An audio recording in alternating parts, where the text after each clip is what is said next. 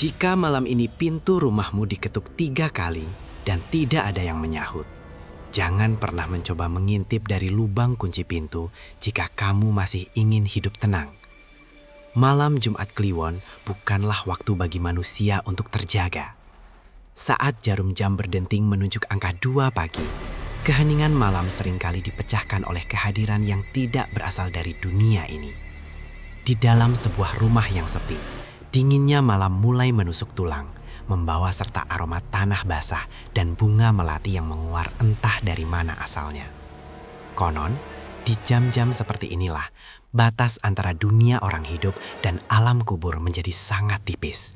Setipis hembusan napas dingin yang tiba-tiba menyentuh tenggukmu. Duk, duk, duk. 3 ketukan lambat, berat, dan basah terdengar menggema dari balik pintu kayu depan.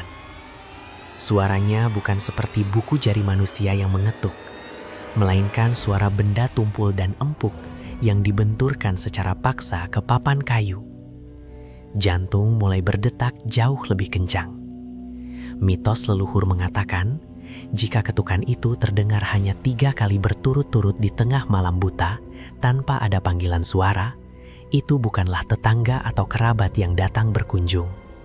Itu adalah tamu tak diundang dari alam baka, entitas yang tersesat di kegelapan malam, mencari celah untuk membawa teror dari masa lalunya yang kelam langsung ke dalam teras rumahmu. Langkah kaki terasa seperti memikul beban bertonton saat perlahan mendekati pintu tersebut. Akal sehat berteriak menyuruh untuk berbalik, lari kembali ke kamar, dan menyembunyikan diri di balik selimut.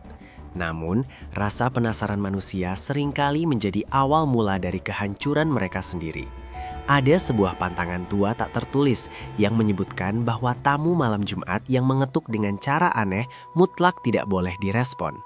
Berdiri tepat di depan pintu yang tertutup rapat, sebuah aura dingin yang sangat tidak wajar menembus celah-celah papan kayu, membekukan darah, dan membuat setiap helai bulu kuduk berdiri tegak menantang rasa takut. Sesuatu yang teramat jahat sedang menanti di seberang sana. Godaan misterius itu terlalu kuat untuk dilawan.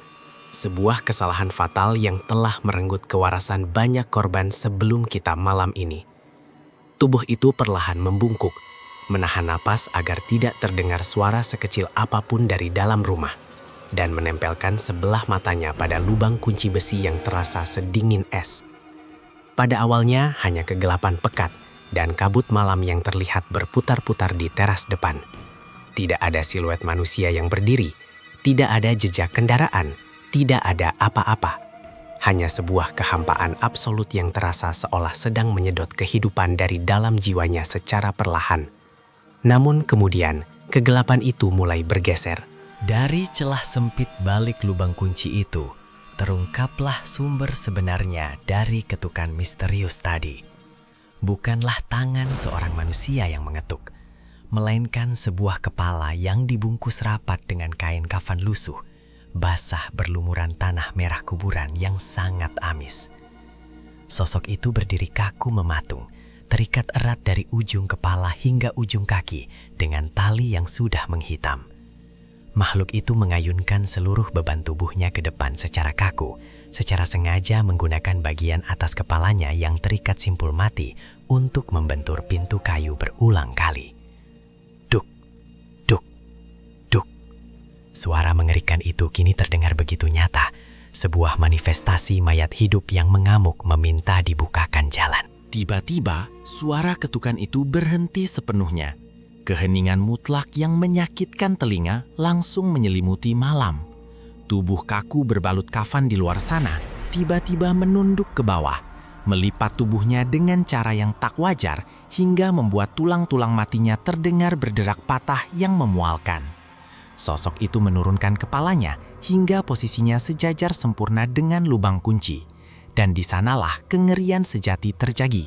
Makhluk itu menatap balik, sebuah bola mata yang membusuk parah, berwarna putih pucat-pucat pasi tanpa setitik pun pupil, menatap tajam menembus lubang kecil tersebut, mengunci pandangan secara langsung dengan siapapun yang berani mengintipnya, mengirimkan hawa maut langsung ke ulu hati. Keterkejutan yang tak terlukiskan membuat tubuh itu terhempas keras ke belakang, jatuh menghantam lantai kayu tua hingga berbunyi nyaring. Napasnya seketika tercekat di tenggorokan dan jantungnya serasa berhenti berdetak saat itu juga. Tatapan mata dari sang tamu tak diundang tersebut telah berhasil menanamkan teror murni yang akan hidup abadi di dasar jiwanya. Meskipun pintu rumah itu masih tertutup rapat dan terkunci dari dalam, aura kematian telah merangsek masuk dengan leluasa. Tanah merah basah beraroma mayat mulai merembes deras dari celah bawah pintu. Bayang-bayang di dalam rumah hidup memanjang mengelilinginya, menyudutkan kewarasannya ke dalam kegelapan kelam yang siap menelan segalanya. Ingatlah ini baik-baik, karena ini mungkin menjadi peringatan terakhirmu. Sekali mereka menyadari bahwa kamu telah melihatnya, mereka tidak akan pernah sudi untuk pergi. Mereka akan terus menunggu dengan sabar, mengawasi di setiap pergantian malam, menempel pada bayangan pikiranmu hingga akal sehatmu hancur berkeping-keping tanpa sisa. Jadi jika malam ini, besok malam, atau kapanpun di jam 2 pagi yang sunyi, kamu mendengar pintu rumahmu diketuk perlahan sebanyak 3 kali, biarkan saja. Tutup telingamu rapat-rapat dan jangan pernah mendekati pintu itu, apalagi berani mengintipnya. Karena di dunia ini, beberapa pintu diciptakan untuk lebih baik dibiarkan tertutup selamanya.